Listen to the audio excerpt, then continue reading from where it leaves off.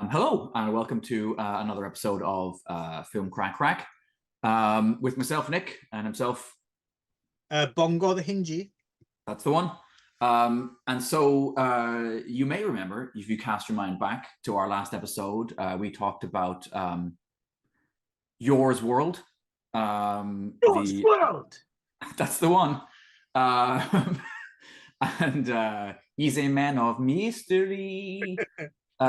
So which is the one thing that actually this is missing. It's one of a few things that this is missing, this kind of follow-up in a way. So Yours World was directed by a veteran Italian director and model arts and special effects wizard, Antonio Margheriti. Who is this man? I watched the thing by Antonio M. Dawson. Anthony M. Dawson, yes.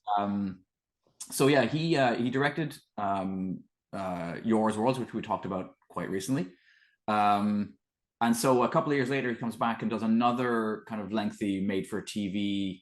Yeah, so Your was a miniseries as well, we should say. Yeah. Yes. And then adapted or like cut up and made into a particularly batshit movie.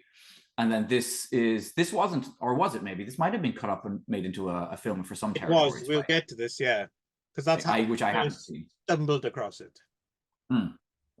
But this is a 7-part, each episode being 50 minutes. Although again, when reading about it, it looks like there's slightly different versions. It might have been 5 parts and 100 minutes in the original Italian release, and then we're watching the German release. Der Schatz im All, which someone has kindly put up on Daily Motion. Yes. And so it's a really nice print, and it makes it really clear that what you're watching is a TV series filmed on 35mm, not on 16. With very good production values as well. Yes, and a surprisingly international cast, including some relatively big name, sort of slightly has-been American actors, alongside a who's who of. How dare you call Ernest Borgnine a has-been? I was referring, of course, to Anthony Quinn, who is Mexican anyway, and Mexican-American. But anyway, so I said the one thing this is missing is a kicking Guido and I Maurizio score. I do think that's true. That's true. I do think a Jim's World, yes, is a boy of mystery would have elevated proceedings just slightly. That would be good. Yeah. Hey, your Long John Silver, your Long John Silver. It would have. Yes, it definitely would have been sweet. But so let me talk about that. So basically, back in, I originally came to Japan '99, lived here from '99 to 2002, took a year off and tried living elsewhere and realized that the real world is scary and horrible, and came back here in 2003, and I've lived here ever since. And my initial run of collecting VHS tapes, which people were just throwing away in the early days of was in that first 99 to 2002. That's when I got most of the stuff that I ended up being the bulk of the first book that I wrote.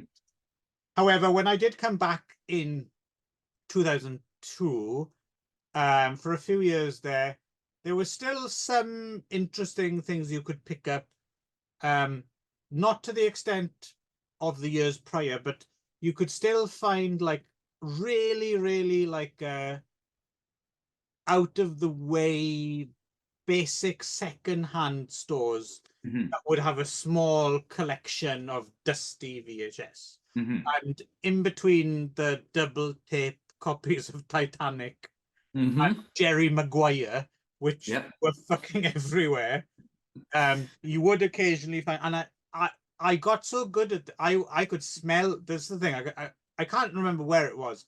Me and the wife, we were in an area, I think up here in the northeast in Shitamachi, Tokyo. We were there for a totally different reason. Almost as soon as I stepped out the car, I said to my wife, LVHS tips. And we kind of wandered around some back streets and almost gave up. And then finally I was right. There was this dusty old fucking secondhand store. Nothing in it, of worth, other than I found. I don't know. I can't remember what the title in Japanese. It might have been Space Island, because I know that's what it is in some places. So this would have been, it would have been English dubbed. It would have been the Japanese feature, not Japanese. It would have been the feature version, 150 minutes, and it was released in Japan on VHS. Okay. And I have no I remember buying it. I had it. I must have watched it. Yeah, but I have no memory of watching it that time, although I'm pretty sure I did, because I would have said, what the fuck is this 150-minute? And I probably, it would have been on the box, it would have said in katakana, the kantoku would have been Anthony and Dos, and I'm guessing. So I have known it was Margheriti. But the one thing I do remember is maybe thinking, well, looking it up after and thinking, okay, this is a compromised version of something.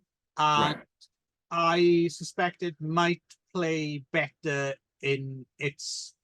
Totally forgot about it. And then, because we did I went looking, and then I found on Daily Motion, and then I was like, well, you never know when this might disappear, and that account at Daily Motion closed or whatever. So we better watch this fucking thing straight away.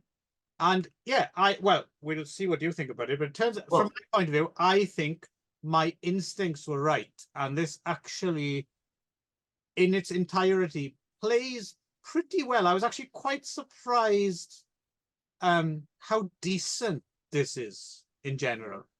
Yeah, well, just before we get into that, I will say that I realized at a certain point I may have seen pieces of this, and maybe like 1 or 2 episodes of this in 1987. 87 or 88. Tell me more, Nick. Because so in 1987, RTE got excited about how well, what was the little like Gordon the Gopher hand puppet, and who was his like, who hosted like alongside Gordon the Gopher? There was like a block. His name was Gordon the Gopher, and yes, but there was a human. Philip Schofield. Yeah, Philip Schofield. Yeah, so Philip Schofield and Gordon the Gopher had been this smash hit, kind of children's block, like linking host thing, right, on British TV. What channel were they on? Was it BBC? BBC One. BBC One. They were in the broom cupboard. Yes. So RTE decided, like, oh shit, we need to get in on some of this action, right? So they created an equivalent block called Dempsey's Den, hosted by Ian Dempsey. Okay, not because I was about to jump in there, because I know at a certain point, what's his name hosted a kids show? Dar O'Brien did a kids show for a while. That would have been later for sure. Okay. And so this is 87, and then basically it was him, but quite quickly they introduced these 2 puppets called Zig and Zag, which were played by 2, I think, possibly university students. Hang on, Zig and Zag were also on maybe a different Zig and Zag. I'm gonna have to look this up now, but there was a Zig and Zag on British television as well. Oh no, it's the same one. Yeah, they became they became so successful in Ireland that they actually got exported. And I was a big fan of their antics, because it was something ever so slightly naughty, or ever so slightly like university comedy about what they were doing, that it wasn't quite like fully gelling with like kid-friendly stuff. Here we go. Wikipedia, Zig and Zag are an Irish puppet duo. Featured on RTE, performed by Ciaran Morrison and Mick O'Hara. And they did, their first appearance was on Dempsey's Den, September 1987. Yes. That's why they turned up. They were on the Big Breakfast in the UK. Right. Why the fuck were these 2 puppets more popular than any other puppet and turned up on the Big Breakfast? That's weird. Well, as I said, they were quite funny, and it was all ad-libbed, right? There was nothing scripted about what they did, and that was the danger and the fun of what they did, because there was something kind of weird and yeah, a bit naughty and silly about what they did. And they released a video that I really loved as a kid called the Nothing to Do with Toast video, which was again allowed them to be a little bit more. Yeah, you say when you were a kid, but in 1987, I was 12. Already 11 or 12. 11, yeah. I think you may have been suffering from arrested development. It's entirely I may have been. That's not a continuing situation. I mean, you would have pretty much almost already been one king at this time. Might have been. I was a bit of a late developer in that regard. Okay. It might have been a year or two. That's another podcast. That's one memories coming soon to a YouTube near you. No, it's funny. They also fit in that slight category of controversial Channel 4 puppets when they were on Big Breakfast. Do you remember Pob? Oh yes. Yeah, that was terrifying. Yeah, or because at the beginning of the show he did that thing, like he spittled on the screen and then wrote his Pob. Yes. Yeah. Oh yes. And there was whole arguments for years, like no, he's just breathing. But in my memory, he's definitely spitting. He's gobbing. He's gobbing on the screen. the punk Pob fucker that he is. Yeah.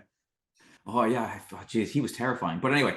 And so actually, funnily enough, I think inspired by him, the two guys who created Zig and Zag then created another puppet duo called Rog and Podge, which was much more aimed at university age kind of, a much meaner kind of comedy. And I really liked their show. I think that stuff, at least when it originally aired, I thought it was very funny. It came after I left Ireland, but I saw it when I went back. And my dad, I remember we both watched it and laughed quite a bit at its meanness and very Irish, like very Irish. Anyway, so Zig and Zag hosted the thing, and one of the shows that they showed, they'd have obviously your Thundercats and whatever the other banks of shit they were buying from the US and so on.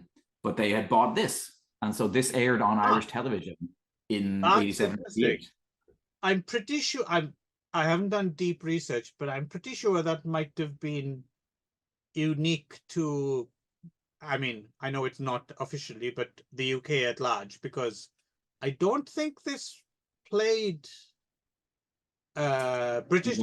I don't Scotland or Wales. Yeah, I don't think so. But obviously, it was created for an English export audience. Yeah, no, absolutely. But it did apparently show in Canada. I read it did show on CITV. So did you have any did you have any flashbacks at all to this? There was this tickling at the back of my brain at certain points of the show where I was like, "Ooh, this is like." I feel like I've seen, and it would have been right in my up my alley at the time. Right. Science fiction trappings and stuff. That's but anyway, I didn't expect that. So let's get into it then. 7 episodes, 50 minutes apiece. A few minutes in each episode is in untranslated German, but I don't think it's ever enough to be annoying. And you're getting a much better print than if you watch it. There are other versions floating around on the internet, but they are missing that footage, and they're much more the incomplete. Yeah. No, this is the way to go. Thank you, kind soul, who put us up on, what's his name, Bijak 13 or something like that, right? Thank you, Bijak 13. You are a saint and a scholar, my friend. Yes, exactly. So I mean, I don't think we're going to talk about the individual episodes because I didn't take notes really that way. In fact, I didn't really take notes much. I just kind of watched them and enjoyed them kind of flowing over me as I would have as a kid. Well, it's interesting that you say that, because what I was kind of more surprised at, because once I decided to do it, kind of just out of, I don't know, almost like a completist tendency that we are both unfortunately with, too. I was slightly fuck, really, am I going to watch? Because it's 350 minutes, right? It's 7 episodes at 50. Yeah. So I was like, I was surprised that all the way through, really, it's quite absorbing. Like, I was actually pretty into it, and because it's definitely slow paced, like Tale in the German version definitely tells, and as far as I remember, I think it's also a fairly representative. I think so too. And authentic retelling of Treasure Island. Adaptation. I suspect so too, and I think that's probably why, you know, most of the versions I've seen over my life have been more like feature-length versions, right? And so I think they actually do lose a lot of the incident and a lot of, you know, whereas I felt like this, you know, obviously reframed in a science fiction context, but basically has, I'd imagine, the vast majority of the incident of the novel. Yes, and also you do have to wonder, was it the inspiration for Disney's Treasure Planet? Yeah. I would wonder. Yeah, I would definitely wonder. Did Margheriti get some of that Disney money? Yeah, well, it was. However, I think their greatest flop, so probably wasn't a lot of money. I don't think I've seen Treasure Planet. Have you? No. But I think it bombed. We finally finished watching kids' films by the time that came. Yes, I think that came out the first year I was in Japan. It was about 2002. Yeah. So, I don't have any. I don't think I've seen it. No. But one of the things that I think is most interesting about this is actually the cast, because it's a really strange mix of people, right? Yeah. You got your two kind of American, elder statesman actors, right? We've got a quite outrageous Ernest Borgnine for that first episode, where he is just chewing up the scenery like nobody's business. Very enjoyable, you know. Yeah, no, he's great. Yeah, he kind of kicks the story. Yeah. He plays Billy Bones, right? Who kind of shows up. And maybe we will just kind of go through the story, and then we'll kind of. Our lead, right? The Jimmy, yes. Itako Naduli, who seems to have sadly died. 17 years old. He drowned. Maybe even 16. I read in 1991, right? His other credit, actually, he was in a few things. He was in another miniseries called Secret of the Sahara, which had Michael York and Ben Kingsley. And interestingly, it was an adaptation even of a novel by our old friend Emilio Salgari of Sandokan fame. Oh, okay. Yeah, there we go. That might be on Daily Motion. Maybe that's our next show. Sorry, potentially. We have to put off Sunset Carson for one moment. There's also there's something that we may need to do next, which we already were talking about, but now there's a very direct piece of connective tissue to when we get to who plays Ben Gunn in this. Stop stealing my punchlines. Oh, you're already there. No.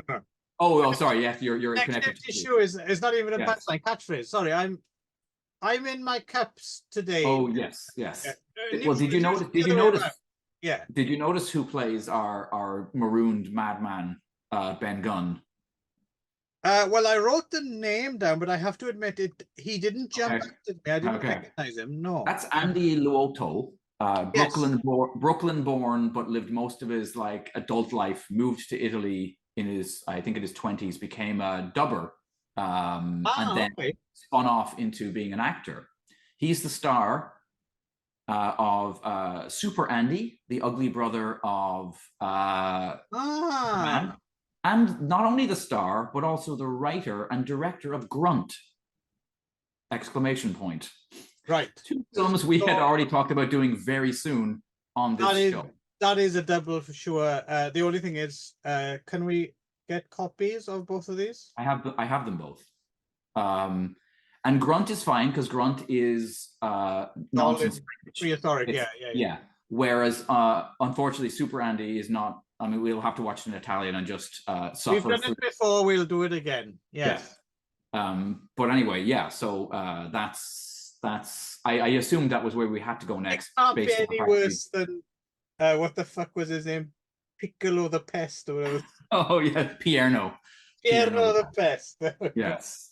Yeah, if we can do Pierno, no subs, we can do Super Andy. I think so.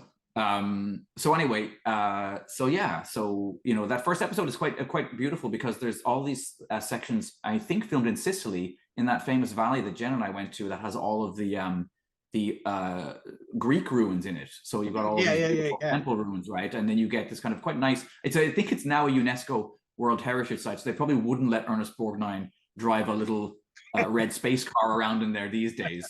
But pretty sure that's where that was filmed. And yeah, and so I've been there, which is quite nice because when you're there, you can't help but feel like a Ray Harryhausen monster harpy is going to just right come around the corner.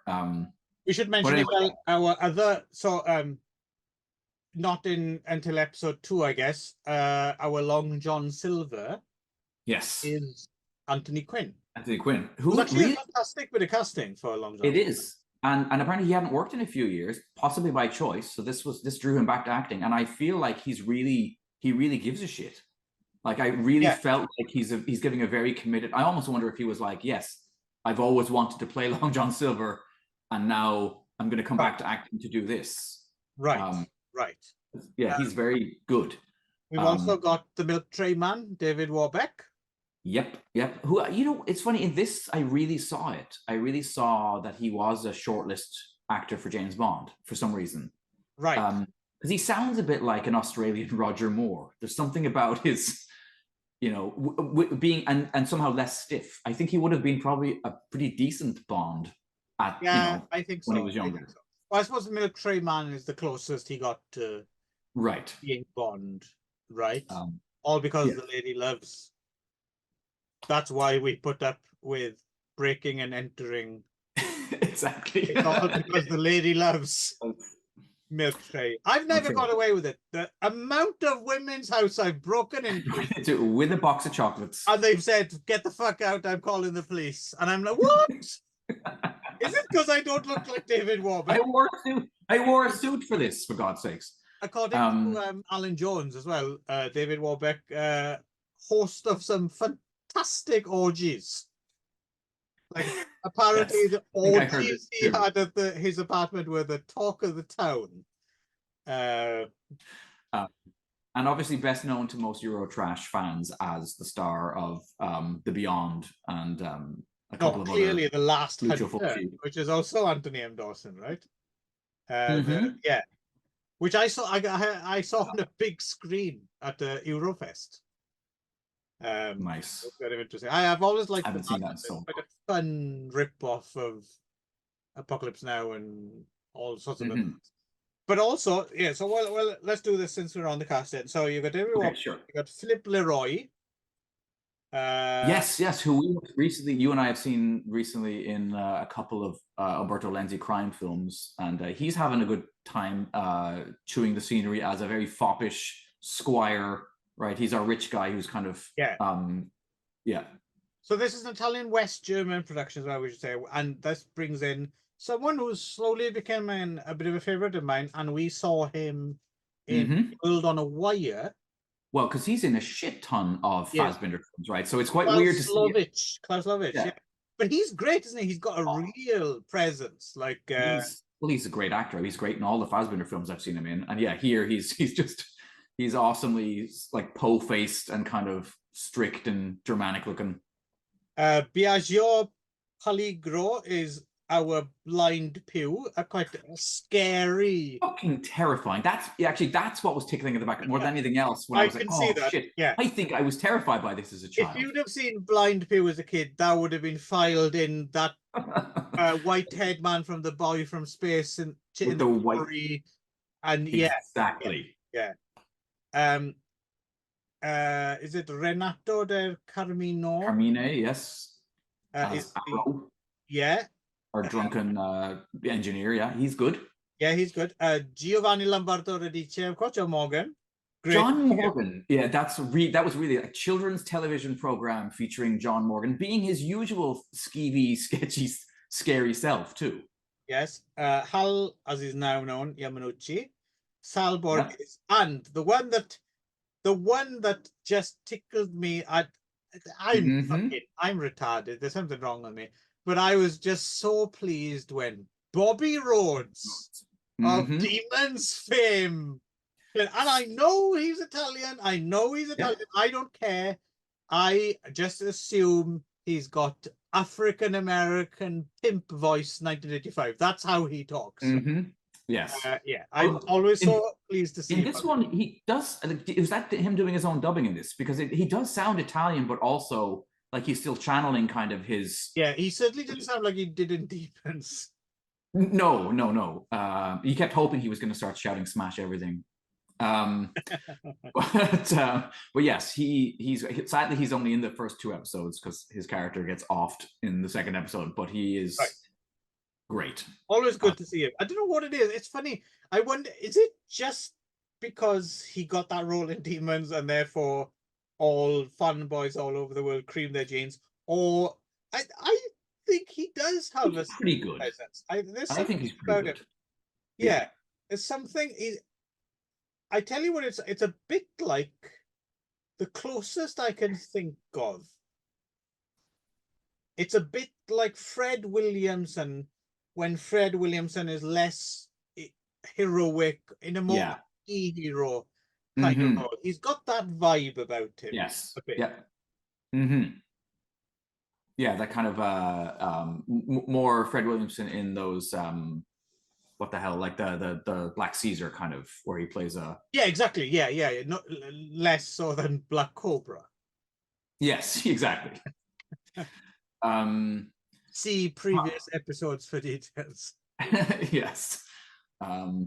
So basically, as I said, I thought the first 2 episodes are a really strong start. If anything, it loses a little, it flags a little bit in the middle when we get to the kind of, but not a huge amount, but when we're kind of spaceship bound for a few episodes and we get to the treasure planet. But those first 2 episodes have a lot of really impressive miniature work, impressive matte paintings, where like they've really did a good job of mashing up the Italian kind of like, whether it's the Greek ruins in Sicily, or whether it's the spectacular. Like, you don't see the joins. It's really good. It's really good. Palazzo. There's a scene where there's like beautiful kind of like Roman palazzo or Napoli palazzo, and then behind it, these kind of skyscraper things and like a little sky train kind of thing. The other thing that's kind of interesting as well, and I don't know if this is actually someone being really, really clever or if it's just laziness, but it works anyway. So, assuming, because it's obviously some far-flung kind of future or different planet or whatever it is, I'm not quite sure if it's supposed to be. I suppose it is Earth, isn't it? I think it's supposed to be Earth, yeah. Yeah. But what's interesting is the fact that they use, rather than, until they get into space, rather than use like some kind of hover car or something like that, there's a hovercraft and there's a helicopter, right? Yes. And I'd never thought about it before, but you think, you don't see helicopters and hovercrafts in sci-fi because everyone always feels the need to sci-fi it up and make it some kind of futuristic thing. But if you think about it, like, that's perfectly good technology. Why would you not get a helicopter or a hovercraft in this? So I thought that was kind of interesting that they just went with regular technology. If it ain't broke, don't fix it kind of thing. Yep. No, you're right. It's the only science fiction movie I can think of that features a helicopter really prominently is probably Running Man. Right, and that's not even, it's not that far. No. But you're right, it makes sense. I mean, because you can take off, Yeah, that's what I mean. So if you're living in a mega city. Yeah, it makes sense as a piece of technology. I do. I also quite like in that second episode they go. No, carry on. Well, I was just in that second episode. There's quite a nice scene where Long John, Anthony Quinn's Long John takes Jimmy on like a kind of a trip out into this kind of like nighttime street market. Yes. There's these cops on wires that are just flying around. Those are cool as fuck. They were really cool. And then they grab this one guy quite near the end of they grab some thief and they just go caught and like take him up into the sky. And it was like, it was very 2000 AD. And that's a really good example. That's what I liked about this mini, and I'm going to disagree with you about the thinking this slowed down. What I really liked about it is the fact that each tale dwelled on an aspect. So like that episode is pretty much, it's just him trying to get to the spaceport. Without being, it's a story unto itself. And I genuinely was quite absorbed. I think the kid Itaku Naduli is really good. Like, he is actually totally avoids annoying young kid tropes or whatever. Agreed. He was reminding me of someone, but I couldn't quite figure out who it was. But he's really good. And yeah, no, every part is just honestly, across the 350 minutes, I thought like if you'd have seen this as kind of you did some of it. Yeah, weekly. Yeah. If you saw this weekly, I would imagine if this had played in the broom cupboard, I would have loved this. Like, I think it's actually genuinely really quite good. Like, it's good sci-fi. It's arguably one of the better screen Treasure Island adaptations, because when we get towards the latter part and there's the whole stuff, like, because basically it's a story about a kind of insurrection, and the young hero is forced into a position of siding with the quote unquote bad guys, and all the kind of quite complex moral issues which are in the book and are really dealt with. It's quite a mature piece of work. Like I'm not sure. I really thought, I don't know if I've ever seen a Treasure Island done quite as faithfully and quite as well and quite, but at the same time is also just a fun piece of kind of adventure hokum as well. I really surprised. This sneaked up on me. I didn't expect. And don't get me wrong. I don't want to get I don't want to get carried away. It's not like a masterpiece or anything like that. But it's just it's really well done, isn't it? I think so. I mean, for what it is, for a made for television, 1987, made in Italy, it's far better actually than it really has any right to be. If this came out now, obviously with people would have to have a slightly different show. But if this essentially came out now as a Netflix series, I think people would be all over it. Yes, yeah, I think so. I think you could probably do this because there is in fact, I was talking about this with Jen. I realized, is it possible that this whole idea of like, what they call now YA, right? Like young adult, which is this massive thing, right? Post kind of Harry Potter and the Hunger Games and stuff. Is Robert Louis Stevenson the inventor of the YA genre with this and with Kidnap? Like he's one of the first people to put kids in this role of like being your kind of your narrator, and then in an adult world where things aren't always, where people die, where bad shit happens. No, it's an interesting. No, that's you might. I don't know if there's much of it before those stories. Yeah, oddly enough, you mentioned Kidnapped, and that was the other one, because obviously my favorite Robert Louis Stevenson is, of course, Dr. Jekyll and Mr. Hyde. He did, of course, capture my soul 100 years before I was born. But I remember reading Treasure Island. Treasure Island is one of those weird ones because you assume you've read it, right, growing up. And then I realized, 10 years ago or something, I've never actually. I think I've just read kids' versions of it, like the Ladybird version. So I did read Treasure Island, and I have to admit, it was fine. It was good. It was entertaining. I read it all, but it didn't grab me. Nowhere near as my diary, the strange adventures of Jekyll and Hyde, or whatever. Strange case of Dr. Jekyll and Mr. Hyde. But Kidnapped was actually still worked. Kidnapped is a really rather quite exciting novel, and really captures the Scottish landscape as well. And I probably need to see some of the film adaptations of that as well to see how it. Unfortunately, I don't think Antonio Margheriti ever directed Kidnapped on Mars or something like that. Right. To make it palatable for a moron like me. So interestingly, as I was doing I was poking around and seeing, who else has even watched this and reviewed it and stuff, I discovered a website which you may or may not know about, called the Antonio Margheriti blog.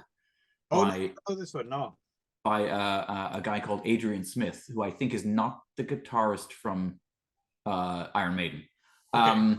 And as I was going through, I ran said he'd reviewed the first 3 episodes, but there's a lot of interesting kind of information on the site about other Antonio Margheriti things.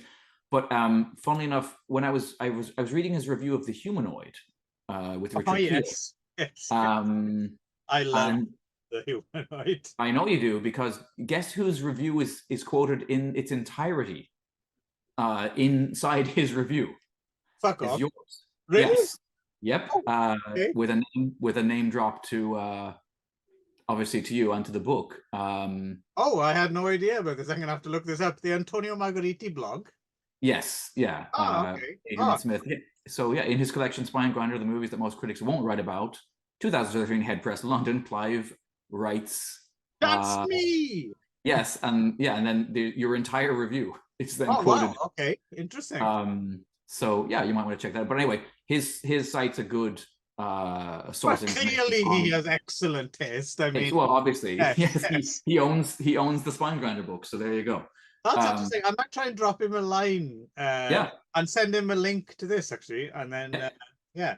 Nice find. I had no idea about that. That's always fun. So he's been reviewing the episode. He's up to episode 3. He's been reviewing them. He kind of breaks them apart. He puts movies between and then comes back to an episode of Treasure Island. So he's done the first 3 episodes.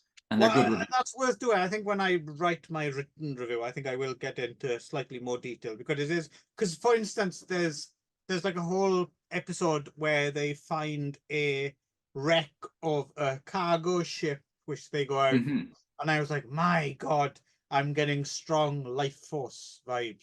Yes, yeah. Unfortunately, there is no nude female vampire with beautiful tits, but this is true. Sorry. But there is actually, I mean, again, talking about how that thing, like what was considered to be, and part of it's the Italian thing and part of it's the 80s thing, what's considered to be acceptable stuff to show children, like, Biagio as Blind Pew, which, yeah, fucking terrifying. But also the scene where Arrow goes off the ship to get his booze because he's been sozzled the entire time. Yeah. And his fucking face blows up inside his mask, basically. And you're like, Jesus, that's grisly for a children's TV program. It reminded me of, there's a cover where I was haunted by for years, and it turns out to be, you may know it, it was for Hammer House of Horror magazine. Might have been issue 6 or something. The cover is like, an astronaut in his space helmet out in space, and his face is just kind of slowly exploding inside, right, because of the depression suit or whatever. It's I've loved that. Do you know this cover? I love this cover. It used to be my wallpaper here, actually. Okay, that may be where possibly that may be where I saw it. Okay, it could have been, yeah. But yeah, no, it's that's, I mean, you're right. That episode is kind of great when they go off the ship, and then the mutiny kind of happens, and then when they get to Treasure Planet too, all that stuff is lots of fun. When Ben Gunn when Super Andy, ugly brother of Superman, shows up as Ben Gunn, he shows up on these like stilts in the swamp, which is like a scene almost recreated by George Miller in that last. Well, actually, I guess not the last Mad Max film, because the new one's coming out very shortly. Yeah. But yeah, it reminded me of a similar scene in that. But Margheriti gets there first, and then no, you're right. It does become this kind of whole standoff at the end between the pirates and then Long John kind of playing everybody off against each other, and no, it's really well done. It's really the seeing it through the eyes of a child thing is done really, really well. And I think that's not as easy to pull off as people think, right? Because people tend to either overestimate or underestimate children, right? Do you know what? Okay, I had another thought when I was watching this, especially the first 2 episodes. And I don't know if there's any fairness. I'd have to look up and see whether or not Galaxy Express 999 showed. It definitely showed in France and was a big success there. Whether it showed in Italy, but some of the early stuff where he's wearing the kind of little poncho, running around in the ruins, also with the space cars, and then when they get to the city, it seemed very similar to some of that stuff. And it had that same thing, where like I never felt like it was condescending to me. as an adult, and I know as a child I would have been like, oh yeah, this is what I want out of entertainment when I was a kid. I wanted to not be patronized or condescended to. I wanted them to show me the consequences of violence, or and that's something that Japanese animation always did for me as a kid. When I would go to watch that kind of it was something different about Japanese animation, because it never felt like it was all nicely tied up at the end and everyone lives, and the good guys are always going to win, the bad guys are always going to lose. And this had that same vibe to me of like children's entertainment for a child who's slightly less brain dead, or they're not treating children like they're brain dead. That's also a good call. I hadn't made that connection, but now that you say it, actually, I think you might be onto something here, because there's a pretty good, I don't know, for example, because it depends on the territory, but I think if you had to guess, there's a fairly good chance that Galaxy Express and Captain Harlock and stuff may have played, because that's the one thing growing up in Britain, we got, for whatever reason, we got slightly, the stuff we got were those weird Euro co-productions. Yes. Around the World with Willy Fogg, the D'Artagnan one. D'Artagnan, and and of course the famous one they showed that wasn't actually a co-production, but Seven Cities of Gold, right? Right. That was a broom cupboard favorite, and funny as well. It's one of those films that it's one of those series that no one fucking remembers in Japan. Like you bring up, Seven Cities of Esteban. And they're like, what the fuck are you talking about? I've never heard of it. Apart from, anime nerds, But the rest of Europe, certainly, we've talked about it several times, did get the meat of it, right? Like, France, and Italy got, I mean, we know that in Italy, Nagaigo was hugely... Draimon, stuff like that was massive, right? Well, yeah, because Guido and Maurizio did the fucking crazy theme to Doraemon. Have you ever heard their theme to Doraemon? It's full on. I'm the Doraemon. So I'm guessing too. I'm guessing that Galaxy Express and Harlock would have played Italy. I don't think that's too far back, I think. Anyway, though, so I think we're both in agree, and probably both to a certain extent slightly not astonished, but a little bewildered by how decent it is. Pleasantly surprised. I really thought this would be a little bit of a throwaway, just okay, we saw this, and it might be a chore to watch. Like you might be getting you thought so well, right? Fucking 3 more episodes, and then, but no, it never was a chore. You thought so well, right? That would be yeah. And then it turns out to be like probably one of the best things I've seen this week, Yes, and certainly, as you said, maybe one of the best adaptations of the novel committed to film, which is a bizarre thing. I think so. I think it's probably, and deserving of. I mean, this needs a proper Blu-ray release with all the episodes intact. So someone needs to get on that. And subtitle those German bits for us, please. Yes. Luckily, of course, we have huge influence on the internet. So I would imagine someone's doing just that right now.